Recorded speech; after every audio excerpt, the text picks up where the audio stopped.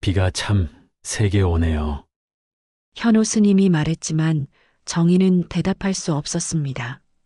옆에 있는 현호 스님의 체온이 느껴질 정도로 가까웠거든요. 번개가 치고 천둥이 울릴 때마다 정희는 움찔했고 현호 스님은 자연스럽게 정희를 감싸 안으려는 듯 팔을 뻗었습니다. 그 순간 두 사람의 눈이 마주쳤습니다. 현호 스님의 눈에도 정희와 같은 흔들림이 있었어요. 오랜 시간 누군가를 그리워했던 마음이 서로에게서 같은 상처를 발견한 것 같았습니다. 신도님, 현호 스님이 정희의 이름을 부르려다 말았습니다. 대신 정희의 손을 조용히 잡았어요.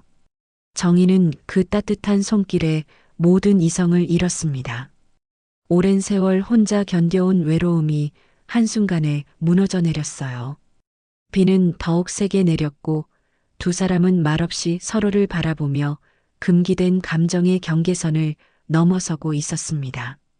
정희의 세계는 그날 밤부터 송두리째 흔들리기 시작했습니다.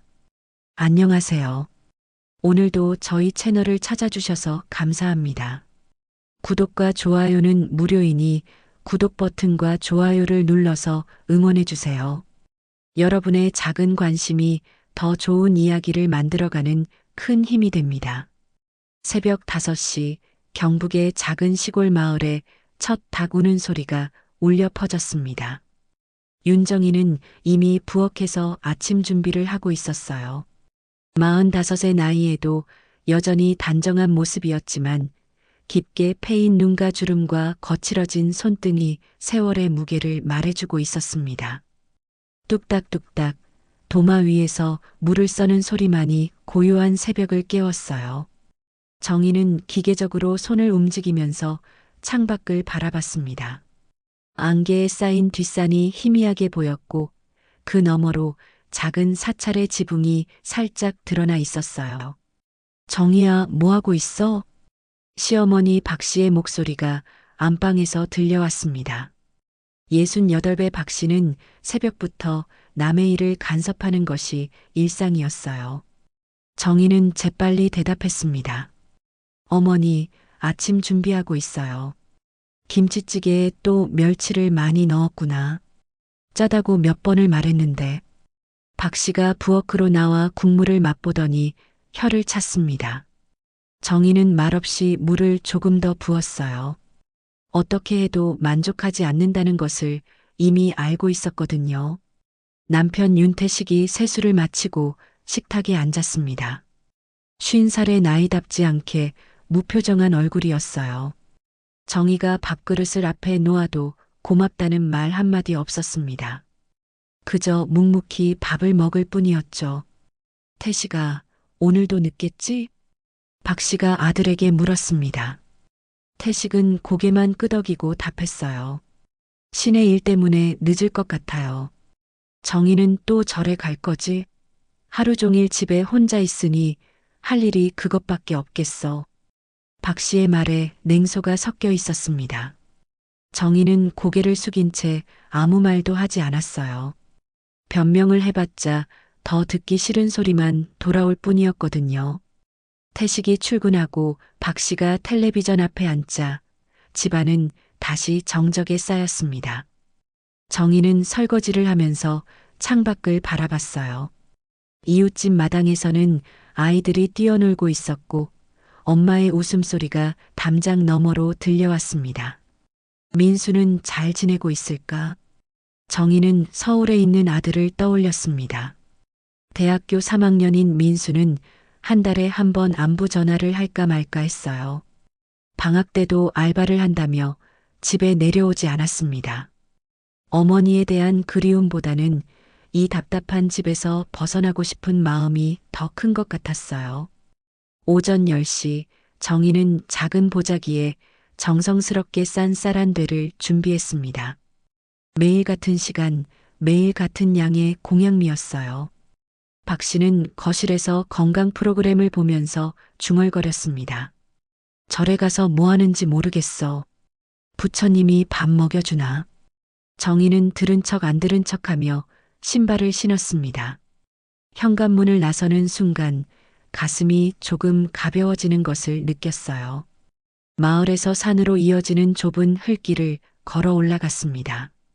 양옆으로 무성한 잡초와 들꽃이 피어 있었고 새들의 지저귀미 정희의 발걸음과 함께 어우러졌어요. 이 길을 걸을 때만큼은 정희의 표정이 조금씩 밝아졌습니다. 20분쯤 걸었을까 고즈넉한 사찰이 나타났습니다. 대웅전 앞 마당에는 오래된 느티나무가 한 그루 서 있었고 처마 끝에 매달린 풍경이 바람에 흔들리며 맑은 소리를 냈어요. 정희는 이 소리를 들을 때마다 마음이 평온해졌습니다. 이곳에 있으면 숨을 쉴 수 있겠어. 집에서는 늘 숨이 막히는데. 정희는 마음속으로 중얼거리며 법당 앞에 공양미를 놓고 정성스럽게 절을 올렸어요. 향을 피우니 은은한 연기가 피어올랐고 어디선가 들려오는 목탁 소리가 정희의 답답한 가슴을 조금씩 풀어주었습니다. 10번의 절을 마치고 일어서려는데 법당 뒤쪽에서 젊은 스님이 나타났습니다. 30 남짓해 보이는 스님이었는데 맑고 깊은 눈동자가 인상적이었어요. 정희는 깜짝 놀라 몸을 움츠렸습니다. 평소에는 노스님 한 분만 계시는 줄 알았거든요. 안녕하세요. 스님이 합장하며 정중하게 인사했습니다. 목소리가 따뜻하고 부드러웠어요. 정희는 어색해하며 고개를 깊이 숙였습니다. 아, 네, 안녕하세요. 매일 이곳에 오시는 분이시군요. 저는 이곳에서 수행하는 현우입니다. 현우 스님의 말에 정희는 얼굴이 빨갛게 달아올랐습니다. 자신을 지켜봤다는 사실이 부끄러우면서도 묘하게 설레었어요. 저는 윤정이라고 합니다. 마을에서 가까워서 자주 오게 됩니다. 그렇군요. 부처님께 기도하시면 마음이 편안해지시나요? 현우 스님이 온화한 미소를 지으며 물었습니다. 정희는 그 미소를 보며 가슴 한편이 따뜻해지는 것을 느꼈어요. 오랜 세월 동안 이런 다정한 관심을 받아본 적이 없었거든요. 네, 여기 있으면 마음이 평안해집니다. 집에서는 정희는 말을 멈췄습니다. 괜히 사정을 말하는 것 같아서 민망했어요. 힘든 일이 있으시나 봅니다. 부처님의 자비가 신도님께 닿고 있나 봅니다. 현우 스님의 따뜻한 말에 정희는 눈물이 날 것 같았습니다. 누군가 자신을 걱정해 준다는 것만으로도 큰 위로가 되었어요. 감사합니다, 스님. 정희는 작은 목소리로 말하고 깊게 절을 올렸습니다. 현우 스님도 합장하며 정중하게 인사를 받았어요. 사찰을 나서며 정희는 뒤를 돌아봤습니다. 현우 스님이 마당을 쓸고 있는 모습이 보였어요. 그 모습이 왠지 평안해 보였습니다. 그날 이후 정희는 매일같이 사찰을 찾았습니다. 평소보다 조금 더 일찍 집안일을 마치고 보자기에 공양미를 정성스럽게 싸서 산길을 올랐어요. 마음 한편으로는 현우 스님을 다시 만날 수 있을까 하는 기대감이 있었지만 다른 한편으로는 이런 자신이 부끄럽기도 했습니다. 오늘도 오셨군요. 사흘째 되는 날 현우 스님이 먼저 말을 걸어왔습니다. 정희는 깜짝 놀라며 고개를 숙였어요. 네, 스님. 안녕하세요. 매일 이렇게 정성스럽게 기도하시는 분을 본 적이 없습니다. 특별한 소원이라도 있으신가요? 현우 스님의 물음에 정희는 잠시 말을 잃었습니다. 무엇을 빌고 있었는지 스스로도 명확하지 않았거든요. 그저 이곳에 있으면 마음이 편했을 뿐이었어요. 특별한 소원은 그냥 가족들이 건강했으면 좋겠다는 생각뿐입니다. 좋은 마음이시네요. 그런데 신도님께서는 늘 걱정이 많아 보이십니다. 현우 스님의 날카로운 관찰에 정희는 가슴이 뜨끔했습니다. 정말로 자신의 마음이 그렇게 얼굴에 드러나고 있었나 봅니다. 그런가요? 저도 모르게 그런 모양이네요. 혹시 괜찮으시다면 잠깐 차라도 한잔 하시겠어요? 요사체에 좋은 차가 있습니다. 현호 스님의 제안에 정희는 당황했습니다. 스님과 둘이서 차를 마신다는 것이 적절한 일인지 확신이 서지 않았어요. 하지만 거절하기에는 그동안 받은 따뜻함이 너무 컸습니다. 괜찮을까요? 물론입니다. 신도분들과 이야기 나누는 것도 수행의 일부거든요. 요사체 마루에 앉아 차를 마시는 동안 정희는 처음으로 자신의 이야기를 털어놓았습니다. 서울에 있는 아들 이야기, 말 수 없는 남편 이야기, 그리고 까다로운 시어머니 이야기까지요. 현호 스님은 말없이 들어주었고 가끔씩 고개를 끄덕이며 공감을 표했습니다. 힘드셨겠어요. 혼자서 모든 것을 감당하기엔 너무 무거운 짐이셨을 것 같습니다. 현호 스님의 따뜻한 위로에 정희는 목이 메었습니다. 이런 말을 들어본 지가 언제였는지 기억조차 나지 않았어요. 괜찮습니다. 원래 그런 거 아니겠어요? 아닙니다. 신도님도 위로받을 권리가 있어요. 혼자서 모든 것을 견디려 하지 마세요. 그날부터 정희와 현호 스님의 만남이 잦아졌습니다. 처음에는 법당에서 우연히 마주치는 정도였지만 점차 요사체에서 차를 마시며 긴 이야기를 나누게 되었어요. 현호 스님은 정희가 들려주는 일상의 고민들을 진심으로 들어주었고 때로는 불경의 가르침을 인용하며 지혜로운 조언을 해주었습니다. 신도님은 참 착한 분이세요. 늘 다른 사람들만 생각하고 계시니까요. 제가 착하다뇨? 그냥 할 수 없이 사는 것뿐인데요. 아닙니다. 자신을 희생하면서도 가족을 돌보는 것이 쉬운 일은 아니에요. 부처님께서도 그런 마음을 귀하게 여기실 겁니다. 정희는 현호 스님의 말을 들을 때마다 가슴이 따뜻해졌습니다. 남편에게는 한 번도 들어본 적 없는 격려의 말들이었어요. 집에서는 항상 부족한 사람 취급을 받았는데 이곳에서는 자신이 소중한 존재라는 느낌을 받았습니다. 하지만 시간이 지날수록 정희는 이상한 감정에 휩싸이기 시작했습니다. 현호 스님을 만나는 것이 기다려지고 만나지 못하는 날에는 하루 종일 마음이 허전했어요. 이런 자신의 마음이 두려웠습니다. 나는 죄를 지은 걸까? 아니면 오랜 세월 외로웠던 내 마음이 이제야 울부짖는 걸까? 정희는 밤마다 이런 생각에 잠들지 못했습니다. 기혼 여성이 스님에게 이런 감정을 느끼는 것이 옳은 일인지 스스로에게 계속 물었어요. 하지만 현호 스님의 따뜻한 눈빛을 떠올리면 죄책감보다는 그리움이 더 컸습니다. 어느 날 오후 정희가 평소보다 늦게 사찰에 도착했을 때 갑자기 하늘이 어두워지기 시작했습니다. 여름 장마철의 전형적인 소나기 구름이었어요. 정희는 서둘러 기도를 마치려 했지만 빗방울이 후두둑 떨어지기 시작했습니다. 비가 오네요. 잠깐 처마 밑에서 피하시죠.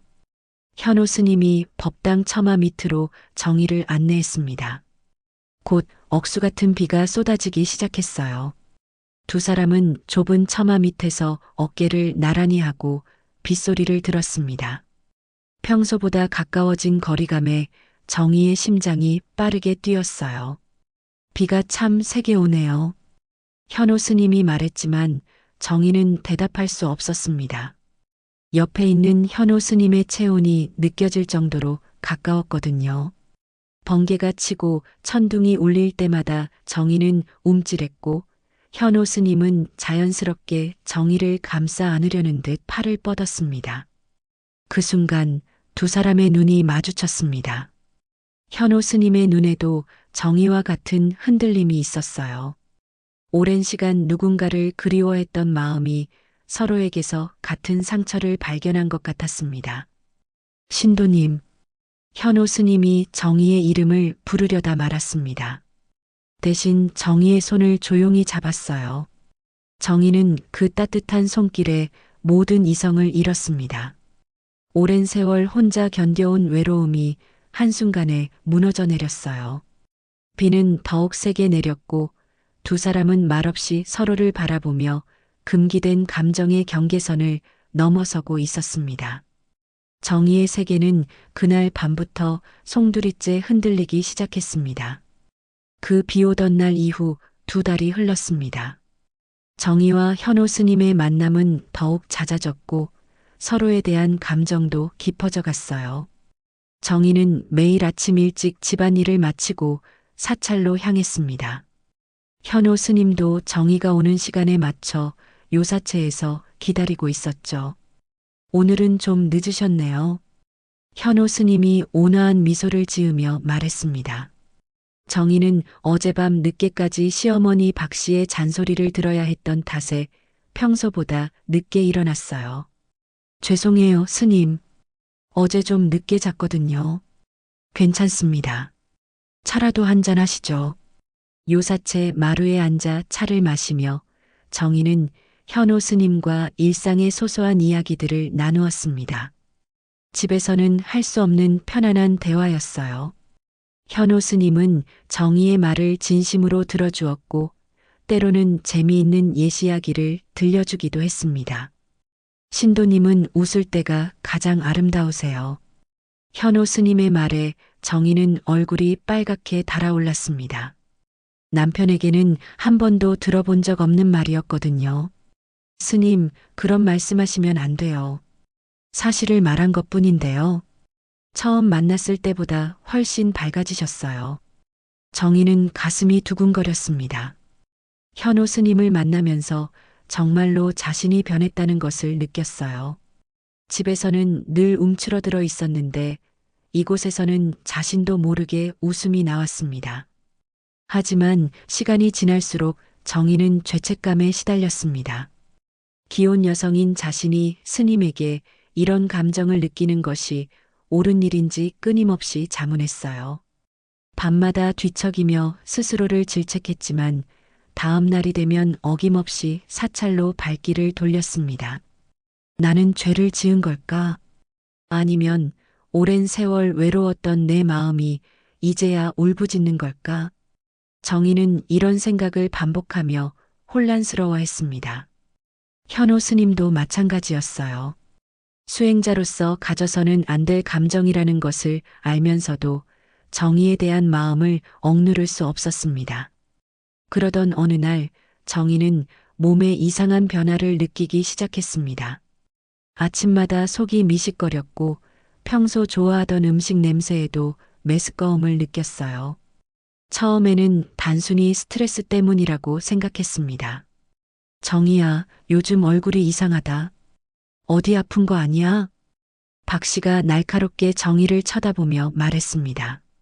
정희는 괜찮다고 대답했지만 속으로는 불안했어요. 며칠 더 지나자 증상은 더욱 심해졌습니다. 아침에 일어나기가 힘들어졌고 하루 종일 피곤함이 몰려왔어요. 무엇보다 생리가 1달 넘게 없었다는 사실이 정희를 불안하게 만들었습니다. 혹시 정희는 차마 생각하기 두려운 가능성이 머릿속을 스쳤습니다. 하지만 그럴 리 없다고 자신을 달랬어요. 남편과는 이미 몇 년째 잠자리를 같이 하지 않았고 현호 스님과도 그런 일이 있었던 것은 단 한 번뿐이었거든요. 결국 정희는 용기를 내어 읍내 병원을 찾았습니다. 혼자서 버스를 타고 1시간을 달려 도착한 산부인과에서 정희는 떨리는 마음으로 진료를 받았어요. 임신입니다. 의사의 말이 정희의 귀에 들어오는 순간 세상이 멈춘 것 같았습니다. 머릿속이 하얗게 변했고 심장이 미친 듯이 뛰었어요. 임신이라고요? 정희는 다시 한번 확인했습니다. 의사는 고개를 끄덕이며 초음파 화면을 가리켰어요. 임신 8주 정도 되었네요. 축하드립니다. 축하라는 말이 정희에게는 저주처럼 들렸습니다. 진료실을 나온 정희는 복도 의자에 주저앉았어요. 다리에 힘이 들어가지 않았습니다. 어떻게 이런 일이? 정희는 손으로 얼굴을 가렸습니다. 남편과는 오래전부터 잠자리를 같이 하지 않았기 때문에 아이는 분명 현호 스님의 아이였어요. 이 사실을 어떻게 받아들여야 할지 몰랐습니다. 집으로 돌아가는 버스 안에서 정희는 계속 눈물을 흘렸습니다. 다른 승객들의 시선이 신경 쓰였지만 눈물을 멈출 수 없었어요. 뱃속에 생명이 자라고 있다는 사실이 기쁘면서도 두려웠습니다. 그날 밤 정희는 현호 스님에게 이 사실을 알려야겠다고 결심했습니다. 다음 날 아침 일찍 사찰로 향했지만 법당에는 노스님 한 분만 계셨어요. 현호 스님은 어디 계신가요? 정희가 조심스럽게 물었습니다. 노스님은 안타까운 표정으로 고개를 저었어요. 현호 스님은 어제 다른 지방으로 떠났습니다. 갑작스럽게 떠나신다고 하시더군요. 정희는 마치 벼락을 맞은 것 같았습니다. 현호 스님이 떠났다는 소식에 무릎에 힘이 빠졌어요. 언제 돌아오실까요? 글쎄요. 돌아올지도 확실하지 않다고 하셨어요. 정희는 법당 앞에 무너져 앉았습니다. 임신 소식을 전할 사람도 없고 이제 혼자서 이 무거운 비밀을 짊어져야 한다는 현실이 가슴을 짓눌렀어요. 현호 스님은 왜 아무 말 없이 떠났을까? 혹시 자신과의 관계를 후회했던 것일까? 어떻게 하지? 이제 어떻게 하지? 정희는 배를 감싸며 중얼거렸습니다. 집으로 돌아가야 했지만 발걸음이 떨어지지 않았어요. 앞으로 어떻게 될지 알 수 없는 미래가 암울하게만 느껴졌습니다. 현호 스님이 떠난 지 한 달이 지났습니다. 정희는 매일 사찰을 찾았지만 현호 스님의 빈자리만 확인할 뿐이었어요. 노 스님은 여전히 현호 스님의 소식이 없다고 했습니다. 정희는 점점 절망감에 빠져갔어요. 그런데 더 큰 문제는 따로 있었습니다. 정희의 배가 조금씩 불러오기 시작한 것이었어요.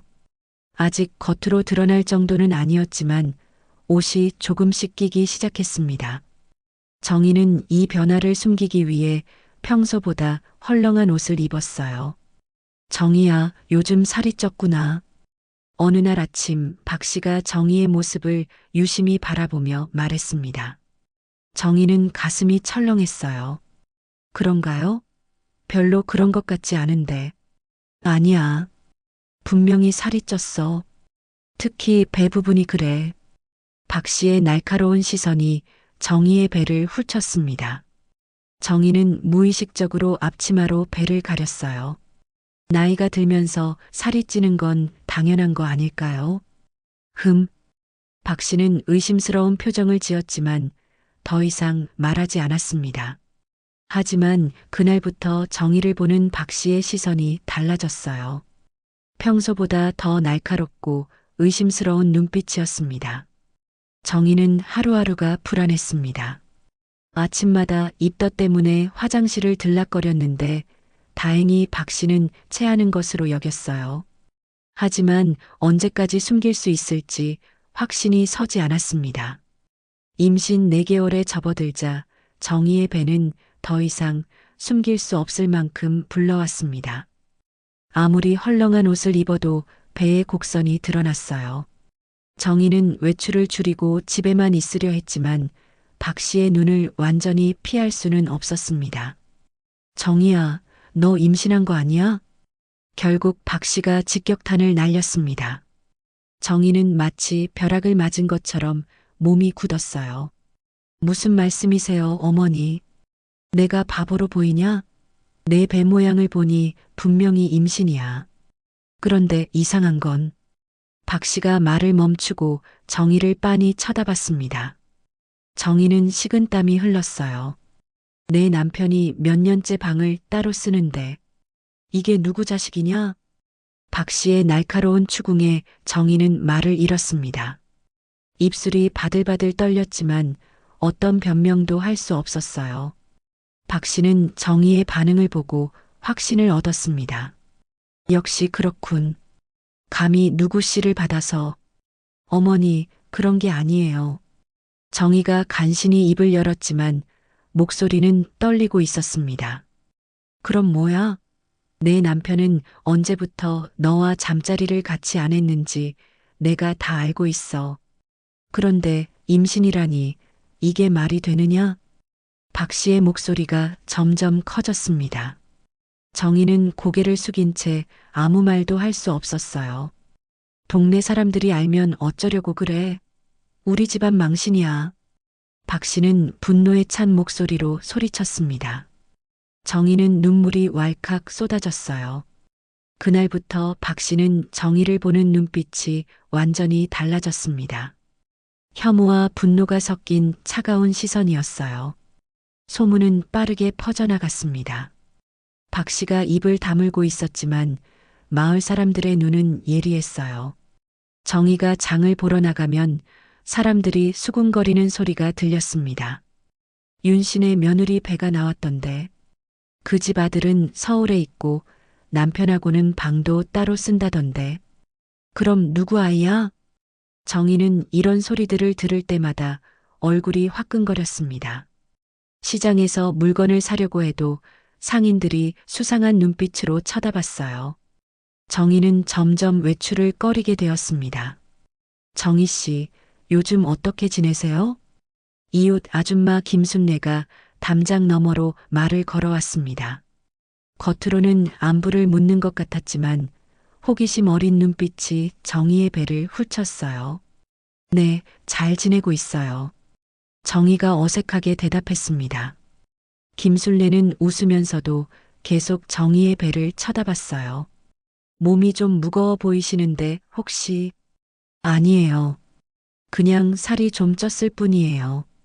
정희는 재빨리 부인했지만 김순례의 표정은 믿지 않는다는 것을 보여주었습니다. 그날 밤 정희는 혼자 방에 앉아 배를 어루만졌습니다. 뱃속에서 아기가 움직이는 것이 느껴졌어요. 작은 생명이 자신을 의지하고 있다는 사실에 마음이 복잡했습니다. 미안해. 엄마 때문에 너도 힘들 거야. 정희는 배에 대고 속삭였습니다. 세상 사람들의 시선은 차가웠지만 뱃속 아이만은 정희의 편이라는 생각이 들었어요.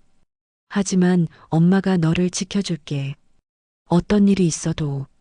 정희는 한없이 작아진 자신을 위로하며 다짐했습니다.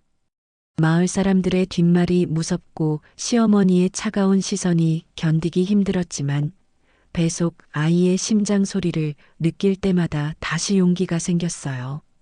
다음 날 아침 박 씨는 정희를 불러 세웠습니다. 정희야, 이제 숨길 수도 없으니 솔직히 말해라. 누구 아이냐? 정희는 입술을 꾹 깨물었습니다. 현호 스님의 이름을 말할 수는 없었어요. 그렇다고 거짓말을 할 수도 없었습니다. 말을 안 하는 걸 보니 정말 못할 짓을 했구나. 동네 망신이야. 박 씨의 분노는 점점 커져갔고 정희는 그 앞에서 더욱 작아져 갔습니다. 하지만 포기할 수는 없었어요. 뱃속 아이가 정희에게 힘을 주고 있었거든요. 마을의 소문이 완전히 퍼진 지 일주일 후 드디어 남편 태식의 귀에도 들어갔습니다. 태식은 그날 저녁 평소보다 일찍 집에 돌아왔어요. 얼굴에는 술 기운이 역력했고 눈빛이 평소와 달리 날카로웠습니다. 정희야, 나와. 태식이 마당에서 정희를 불렀습니다. 목소리에 분노가 섞여 있었어요. 정희는 가슴이 철렁하며 밖으로 나갔습니다. 동네에서 무슨 소리가 돌고 있는지 알고 있어? 태식이 술 냄새를 풍기며 정희를 노려봤습니다. 정희는 고개를 숙인 채 대답하지 못했어요.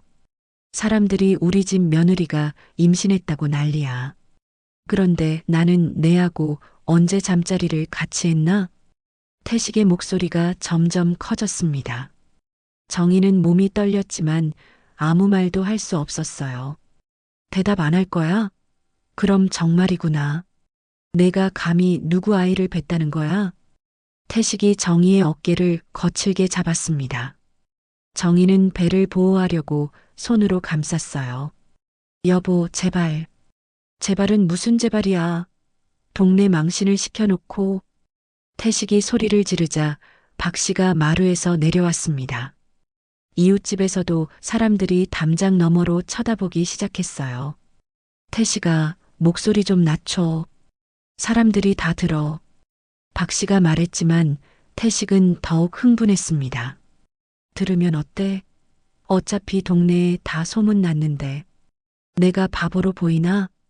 태식은 정희를 밀쳤습니다. 정희는 비틀거리며 뒷걸음질 쳤어요. 누구야? 누구 아이를 뵀냐고. 여보, 제발 이해해 주세요. 저도 이해? 무슨 이해를 하라고? 남의 아이를 베고 와서 내 아이라고 속이려 했어? 태식의 목소리는 동네 전체에 울려 퍼졌습니다. 이웃집 창문에서 사람들이 고개를 내밀고 구경했어요. 정희는 부끄러움에 얼굴을 들 수 없었습니다. 말 안 할 거야? 그럼 내가 알아서 해결하겠어. 태식이 정희에게 다가갔습니다. 손을 들어 때리려는 순간 박 씨가 말렸어요. 태식아, 잠깐만. 동네 사람들이 다 보고 있어. 정말로 담장 너머로 여러 명의 이웃들이 구경하고 있었습니다. 김순례를 비롯해 마을 아줌마들이 수군거리며 지켜보고 있었어요. 저 집에 무슨 일이야? 윤신의 며느리가 바람났나 봐. 아이고, 창피하게. 이웃들의 수군거림이 정희의 귀에 들렸습니다. 정희는 땅속으로 숨고 싶었어요. 그날 밤 태식은 소주를 한 병 더 마시고 돌아왔습니다. 정희는 방에서 떨고 있었는데 태식이 문을 벌컥 열고 들어왔어요. 정희야, 솔직히 말해. 누구하고 그런 짓을 했어? 술에 완전히 취한 태식의 얼굴이 붉게 달아올라 있었습니다. 정희는 벽 쪽으로 몸을 움츠렸어요. 여보, 제발 조용히 해요. 조용히 하라고? 내가 바보처럼 당하고도 조용히 하라고? 태식이 정희의 머리채를 잡았습니다. 정희는 비명을 질렀어요. 아야, 여보, 제발. 누구야? 대답 안 하면 죽여버린다. 태식이 주먹을 들어 올렸습니다. 정희는 배를 보호하려고 몸을 웅크렸어요. 아이는 잘못이 없어요. 정희가 울부짖었습니다. 태식은 더욱 분노했어요. 아이, 그놈의 아이가 내 집에 있다는 게 말이 되냐? 태식이 정희의 배를 때리려고 했습니다. 정희는 필사적으로 몸을 돌렸어요. 안 돼요. 아이는 죄가 없다고요. 죄가 없다고? 내가 지은 죄의 증거인데? 태식의 주먹이 정희의 등을 쳤습니다. 정희는 바닥에 넘어졌어요. 배가 바닥에 닿을까봐 손으로 보호했습니다. 여보, 제발. 아이만은. 그 아이 때문에 내가 동네 웃음거리가 됐어. 태식이 발로 차려고 했을 때 박 씨가 들어왔습니다. 태식아, 그만해. 이웃들이 다 들어. 어머니도 이 꼴을 보고 가만히 계실 거예요? 물론 가만히 있을 수 없지. 하지만 때리는 건 나중에 해도 돼. 박 씨의 차가운 말에 정희는 절망했습니다. 가족 중 아무도 자신의 편이 아니었어요. 다음 날 아침 박 씨는 마을 사람들을 불러 모았습니다. 정희를 공개적으로 창피를 주려는 것이었어요. 우리 집안에 이런 일이 생겨서 죄송합니다. 박 씨가 마을 어른들 앞에서 말했습니다. 정희는 방에서 나오라는 명령을 받았어요. 정희야, 나와서 사과해. 정희는 떨리는 다리로 마당에 나왔습니다. 마을 사람들이 모두 자신을 쳐다보고 있었어요. 고개 들고 사과해. 동네 어른들께. 박 씨가 소리쳤습니다. 정희는 눈물을 흘리며 고개를 숙였어요. 죄송합니다. 뭐가 죄송하다는 거야? 구체적으로 말해. 제가 잘못했습니다. 정희의 목소리는 떨리고 있었습니다. 마을 사람들은 수군거리며 정희를 비난하는 눈빛으로 쳐다봤어요. 집안 망신이야. 당장 이혼해야 해. 박 씨가 소리쳤습니다. 정희는 무릎이 꺾여 바닥에 주저앉았어요. 어머니, 제발. 제발은 무슨 제발이야. 너 같은 년은 우리 집에 있을 자격이 없어. 모든 것이 무너진 순간이었습니다. 정희는 눈물을 흘리며 마음속으로 되뇌었어요. 나와 이 아이만이라도 살아남아야 해. 뱃속 아이가 움직이는 것이 느껴졌습니다. 정희는 그 작은 생명을 위해서라도 포기할 수 없다고 다짐했어요. 마을 사람들 앞에서 공개적으로 창피를 당한 그날 밤, 정희는 더 이상 이 집에 있을 수 없다는 것을 깨달았습니다. 태식은 술에 취해 돌아와서 또다시 정희를 괴롭혔고 박 씨는 냉대로 일관했어요. 정희는 밤새 눈물을 흘리며 결심을 굳혔습니다. 새벽 5시 정희는 조용히 짐을 쌌습니다. 많은 것을 가져갈 수는 없었어요. 옷 몇 벌과 필요한 생활용품, 그리고 그동안 모아둔 용돈 몇십만 원이 전부였습니다. 뱃속 아이를 위해 챙겨둔 엽산과 비타민도 빼먹지 않았어요. 미안해. 엄마가 너를 좋은 곳에서 낳아주지 못하겠어. 하지만 엄마가 끝까지 지켜줄게. 정희는 배에 대고 속삭이며 작은 가방을 들었습니다. 현관문을 조용히 열고 나가려는데 박 씨가 방에서 나왔어요. 어디 가려고? 박 씨의 차가운 목소리에 정희는 몸이 굳었습니다. 잠깐 나갔다 오겠습니다. 새벽에 가방까지 들고 설마 도망가려는 거 아니지? 박 씨가 정희를 의심스럽게 쳐다봤습니다. 정희는 거짓말을 할 수 없었어요. 네, 떠나려고 합니다. 그래, 그게 낫겠어. 어차피 여기 있어도 민폐만 끼칠 텐데. 박 씨의 말은 차갑기 그지없었습니다. 정희는 마지막으로 고개를 숙여 인사했어요. 그동안 고생 많으셨습니다. 됐어. 빨리 가.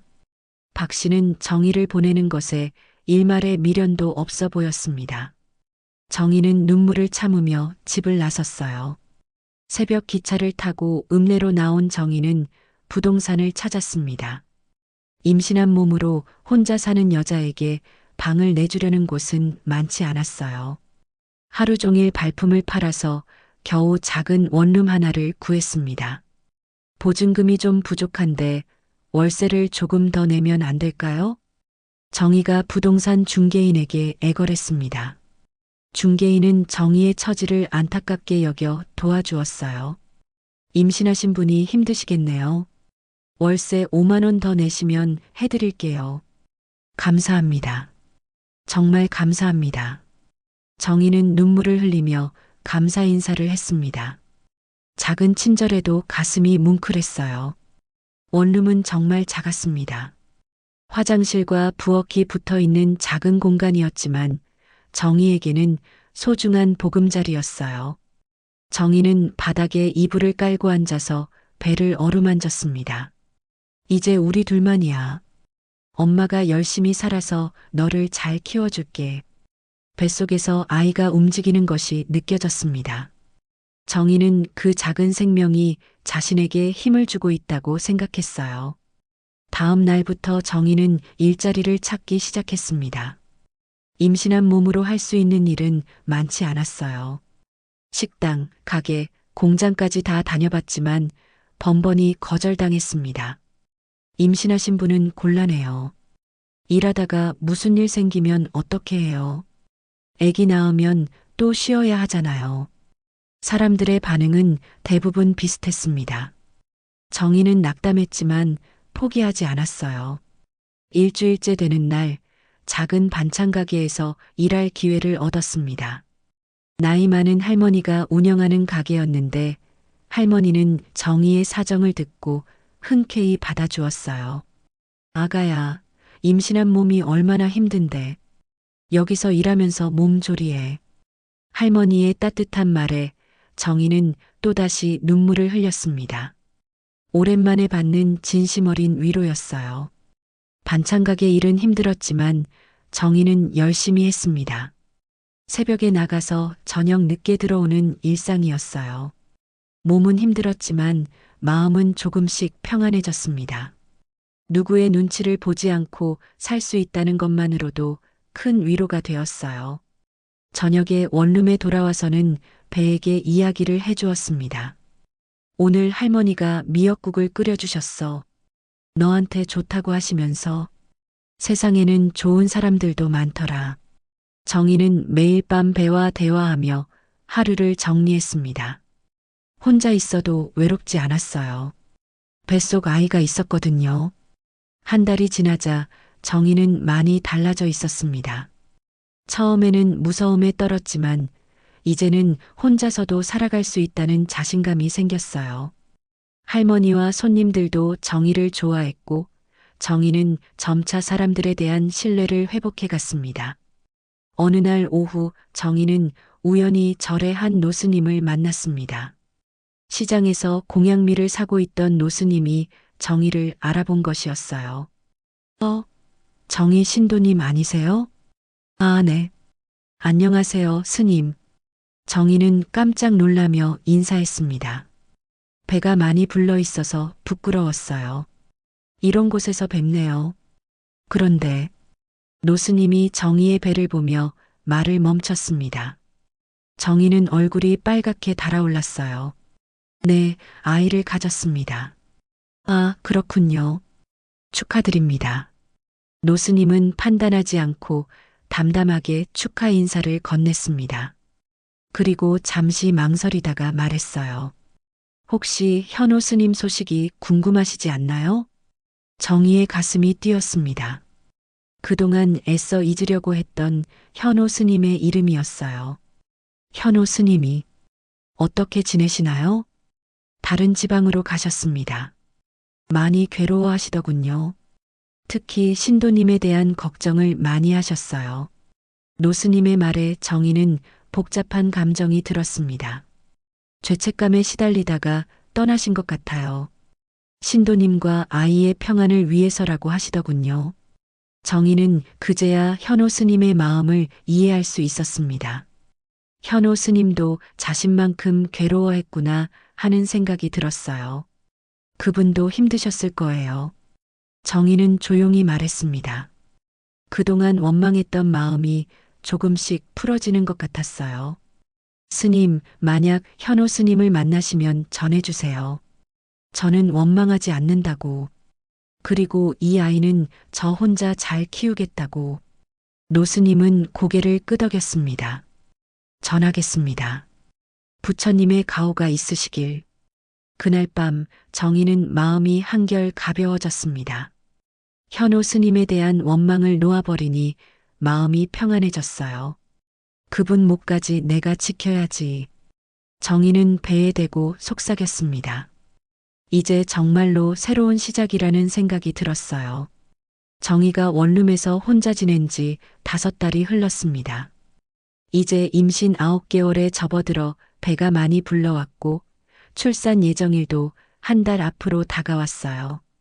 반찬가게 할머니는 정희의 몸을 걱정해 일을 줄여주었지만 정희는 출산 비용을 모으기 위해 계속 일했습니다. 아가야, 이제 그만 쉬어야 해.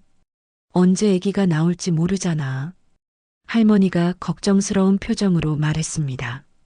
정희는 고마우면서도 미안했어요. 할머니, 조금만 더 일하게 해주세요.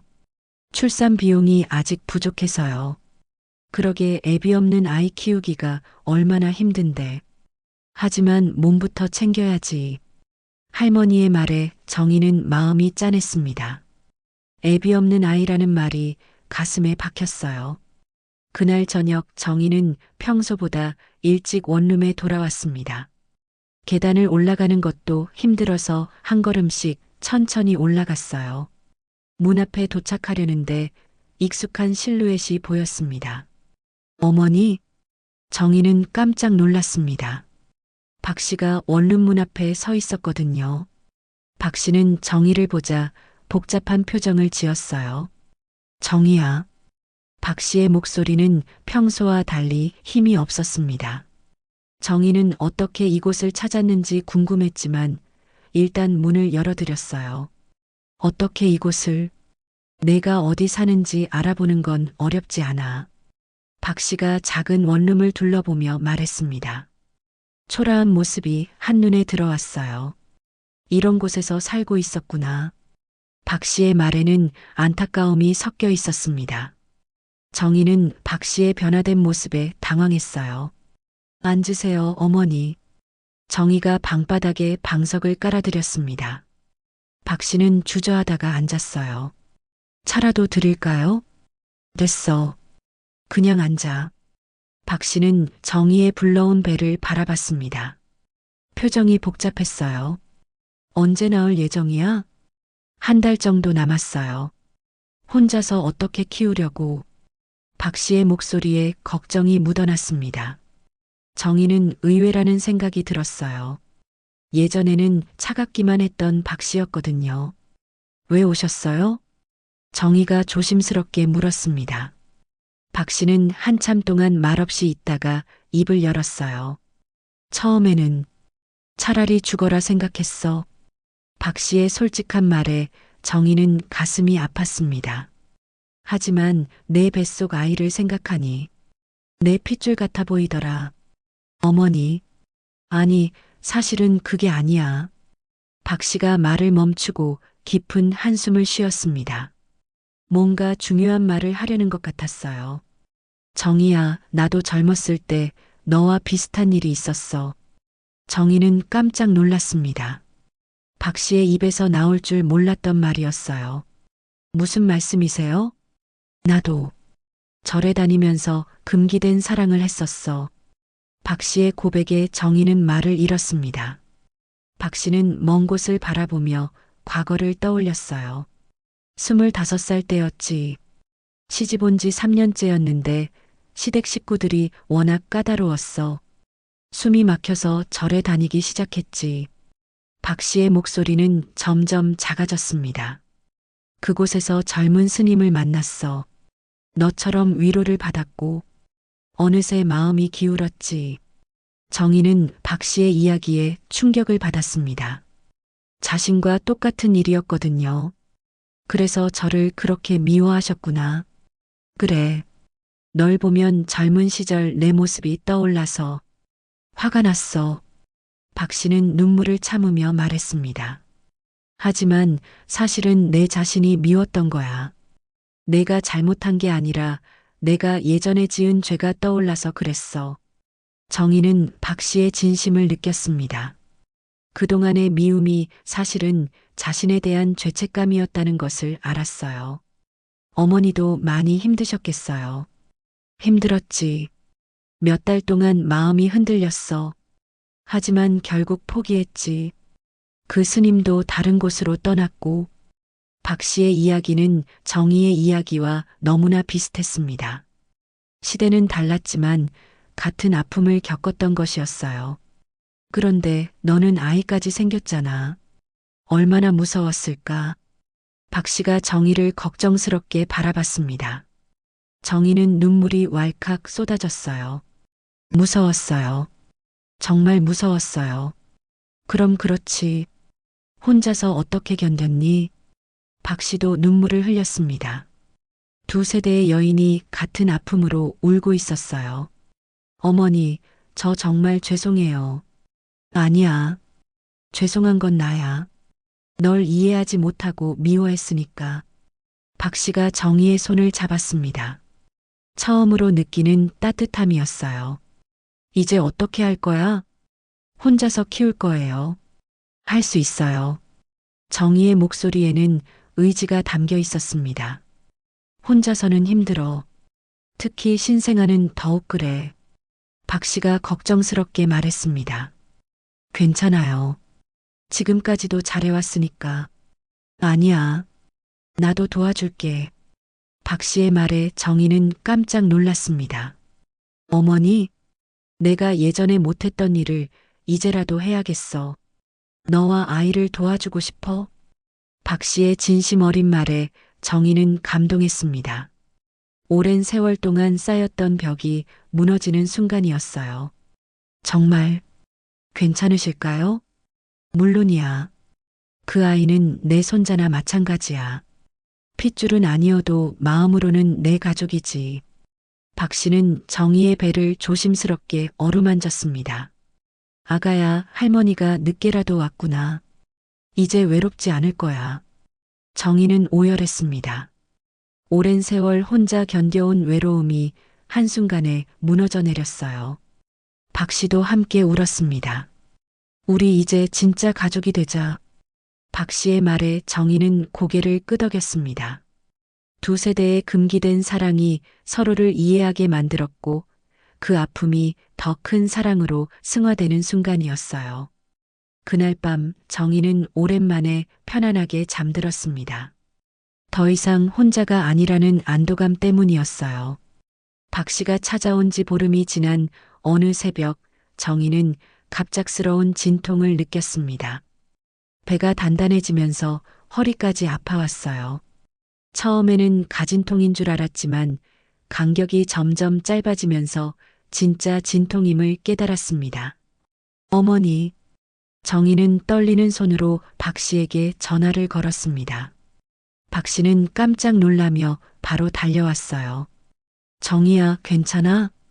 어머니, 아이가 나오려는 것 같아요. 박 씨는 침착하게 택시를 불렀습니다.